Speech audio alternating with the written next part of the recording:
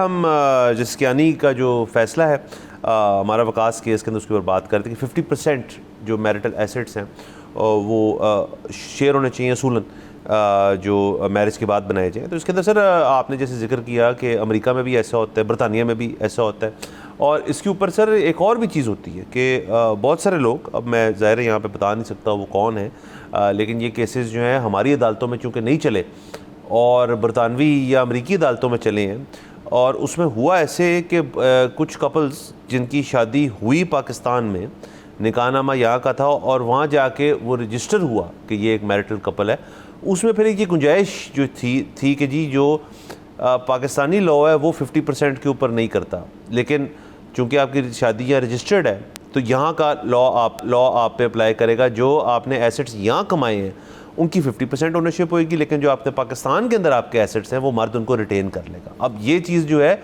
ये उस पर्टिकुलर चीज़ को भी एड्रेस कर रहा है जो यहाँ पे बहुत सारे मामलात होते हैं। जी बिल्कुल, और इसकी वजह से हमने ऐसे केसेस भी सुने हैं कि यहाँ से एक कपल गया है और उसने वहाँ पर जाकर अमूमन मर्द ने शादी रजिस्टर नहीं करवाई, इसी वजह से कि कल को अगर हमारी आपस में ना बनी तो मुझे उसके साथ एसेट्स शेयर ना करने पड़ जाएं।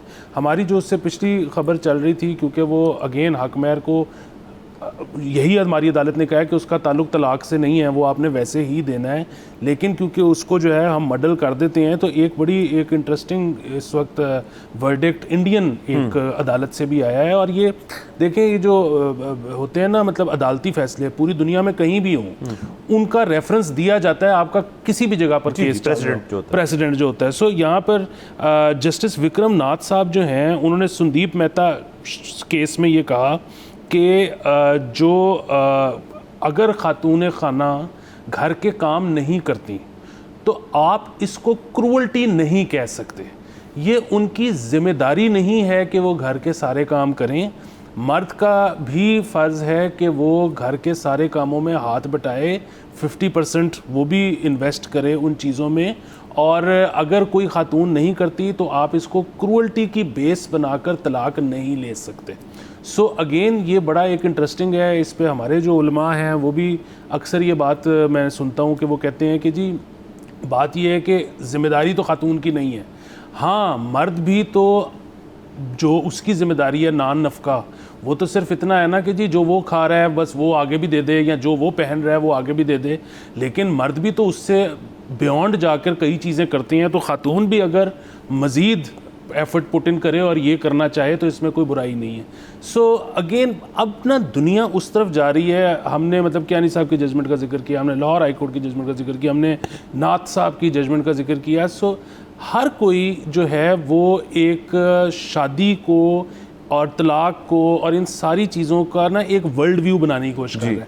ये एक बड़ी अच्छी चीज़ है, लेकिन इवेंचुअली ना अब मेरे ख्याल में पर्सनलाइज्ड कॉन्ट्रैक्ट्स की तरफ जाना चाहिए कि आपकी तबीयत किस तरह की है, आप जिससे शादी करना चाह रहे हो उसकी तबीयत किस तरह की है, आप एक पर्सनलाइज्ड आपस में एक कॉन्ट्रैक्ट बनाओ कि what works for you and what is a deal breaker. Sir जितने वेडिंग प्लानर्स, केटरर्स वगैरह हैं वो आपकी इस तजवीज़ से सख्त जो है वो ख़िलाफ़ होंगे, क्योंकि उनको पता है कि जिस वक्त ये कमरे में दो लोग बैठ गए जिनकी शादी होने को है और वो कॉन्ट्रैक्ट बना रहे हैं, सर वहाँ आधे मसले तो जो है वहाँ पे रेज होने और आगे बात जानी नहीं है। तो एक तो उनकी रोज़ी रोटी पे सर लात ना मारे, लेकिन हाँ मैं एग्री करता हूँ आपसे इस तरह से कि जो आपको बाद में पता चलना है, देखिए निकाहनामा हो जाए और मैरिज आपकी रजिस्टर हो जाए, उसके बाद आपका कॉन्ट्रैक्ट जो है वो सिर्फ आप दो लोगों का नहीं है, फिर हुकूमत भी इन्वॉल्व है उसके अंदर। फिर आपको जो डिवोर्स के मामलात हैं वो भी कोई ऐसी तो नहीं है ना कि जी कि आपने आज अपना स्टेटस अपडेट कर दिया फेसबुक पे तो आपकी डिवोर्स होगी। आपने अपनी यूनियन काउंसिल जो है वहाँ जाके इन्फॉर्म करना है, वो फिर आपको रेकमेंड करते हैं कि जी इसको ठीक करें। आपके फिर वकला बीच में इन्वॉल्व होंगे, आपके अगर बच्चे हैं फैमिली कोर्ट बीच में इन्वॉल्व होगी, उसके अपने मसाइल हैं ढेर सारे। तो ये बड़ा एक इंपॉर्टेंट डिसीजन है जिसके ऊपर फिर आपको बैठ के फैसले कुछ कर लेने चाहिए, कुछ डिसीजन कर लेनी चाहिए। अच्छी बात होती है हमेशा जिसकी एक शक्ल जो है वो इख्तियार करती है प्री नम्चुअल एग्रीमेंट की जी, लेकिन वो तो देखें ना, वो तो एक मॉनेटरी आपकी अरेंजमेंट है कि जी मेरा कारोबार, मेरा घर और मेरी जमा पूंजी इतनी है, वो हम मैरिज में नहीं लेकर आ रही, या खातून कहती है मैं भी नहीं लेकर आ रही, उसके बाद जो बनाएंगे हम उसको 50-50 कर सकते हैं। ये प्री नम्चुअल एग्रीमेंट होती है, या उसके अंदर ये भी लिखा जाता है कि मैं जो उसके बाद भी कमाऊंगा या कमाऊंगी उसमें तुम्हारा कोई हक नहीं है। ये एक एग्रीमेंट होती है, उसकी कोई पैरामीटर्स नहीं है उस तरह से। अलबत्ता सर ये जो जज साहब की एक डिसीजन है इंडियन जो आप बात करें, ये बड़ी इंपॉर्टेंट है। उसकी वजह ये कि आप देखें दुनिया के अंदर एक और चेंज भी तो आ रहा है। आप इस जंग को छोड़ भी दें, इससे पहले चलते हैं। देखिए दुनिया के अंदर इकोनॉमिक हालात जो हैं वो चेंज हो रहे हैं, लोगों की ज़रूरियात और लोगों की जो मसाइल हैं वो कम नहीं बढ़ रहे हैं। अब एक बहुत लोग कहते हैं जी मसाइल बढ़ना एक अच्छी चीज़ है, जब मसाइल बढ़ेंगे उनके ऊपर डिबेट होगी तो इनोवेशन होगी तो तरक्की होगी, उन मसलों का हल जो है जल्दी निकलेगा, वो मेडिकल हो जाए, वो हाउस होल्ड हो जाए, कुछ भी हो जाए। तो लेकिन लोगों के ना टाइम जो है, अब मैन पावर ज़्यादा चाहिए, वर्क फोर्स ज़्यादा चाहिए आपको।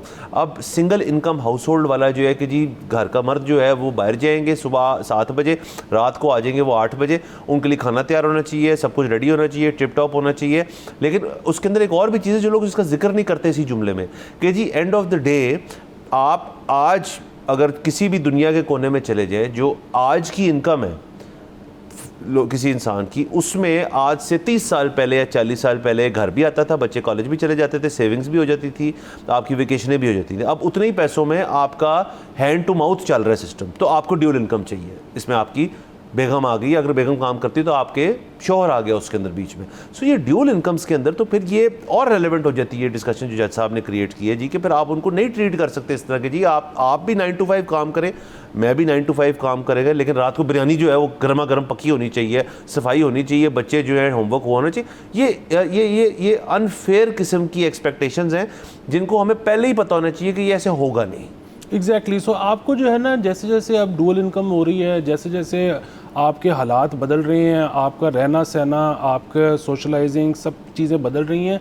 अब बड़े पर्सनलाइज्ड किस्म के जो हैं वो कॉन्ट्रैक्ट्स आपको शादी से पहले करने चाहिए, ताकि उसके बाद आपको ये पता हो कि जी, हर एक को पता हो कि जी मैं इस कॉन्ट्रैक्ट के तहत इस रिलेशनशिप में गया था और इधर तक मैं जा सकता हूँ, लिबर्टी ले सकता हूँ, इसके बाद मैं नहीं कर सकता। सब लोगों की ज़रूरतें अपनी हैं, कोई शख्स किसी और वजह से शादी करता है, कोई शख्स किसी और वजह से शादी करता है। सो ये सारी चीज़ों को अगर आप ओपन एंडेड छोड़ देंगे, मैं यहाँ पे देखता हूँ वो लोग जो है ना वो लड़के को मना रहे होते हैं कि शादी कर लो उसके बाद सब ठीक हो जाएगा, लड़की को कह रहे होते हैं शादी कर लो उसके बाद सब ठीक हो जाएगा, अभी इन चीज़ों में ना पड़ो, पहले शादी कर लो फिर ठीक हो जाएगा। ये किस किस्म की बात है? आप मतलब पहले ही देखें कि लड़का ठीक है या नहीं, लड़की ठीक है या नहीं, और मतलब आपस में उन दोनों की मुताबिकत है कि नहीं। ठीक तो सारे ही होते हैं। हाँ सर, आप देखिए इसी तरह के फ़र्ज़ करें कुछ शख्स गाड़ी लेने जाता है या कोई प्रॉपर्टी ख़रीदने जाता है शख्स, तो सर कितनी तवील किस्म की एक डिस्कशंस होती हैं और डिबेट होती है कि जी गाड़ी जो है उसकी एज क्या है, उसकी माइलेज क्या है, पेट्रोल कैसा करती है, इंजन के कितने काम हुए हैं, फर्स्ट ओनर है, सेकंड ओनर है, डेंटेड पेंटेड है, ये वो ये बातें जो है ज़रूरी है ना, क्योंकि आप एक इन्वेस्ट चीज़ में जिसके साथ आपका साथ एक चलना है।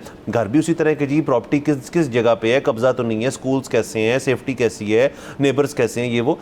लेकिन जब शादी की बारी आती है तो सब लोग कहते हैं कर लो देखी जाएगी, मतलब एक दफ़ा करके देखें क्या होता है, उसके बाद देखी जाएगी। हालांकि वो इन दोनों चीज़ों से, गाड़ी और घर जो है वो इसके बाद आते हैं, शादीशुदी के बाद, लेकिन उसके अंदर ये होता है कि कर लें बस। बिल्कुल। और ये जो सारा अगर कोई मशवरा इस पे करता भी है, बातचीत करता भी है, तो वो घर वाले हैं जिन्होंने एक्चुअली शादी करनी है, उनसे सबसे कम मशवरा किया जाता है। बिल्कुल किया जाता है सर। ये चीज़ें अच्छी हैं। अगेन आप देखें हमसाया मुल्क में भी इस किस्म की फैसले आ रहे हैं, हमारी हाई कोर्ट्स भी इसके ऊपर कर रही हैं। कॉन्स्टिट्यूशनल कोर्ट का भी आज से कुछ देर पहले बड़ा एक फैसला था शादी के ऊपर। सो ये एक ओवरऑल एक डिस्कशन और डिबेट जो है इसके ऊपर होना एक बहुत ही अच्छी चीज़ है, मुस्बत चीज़ है। और अगेन ये हमारा काम है बतौर मीडिया कि हम इस चीज़ को आवाम तक पहुँचाएं, ताकि अपने जो आपके जो तब्दीलियाँ आ रही हैं इस चीज़ के अंदर। सब्सक्राइब करें और बेल दबाएं ताकि कोई खबर रह न जाए।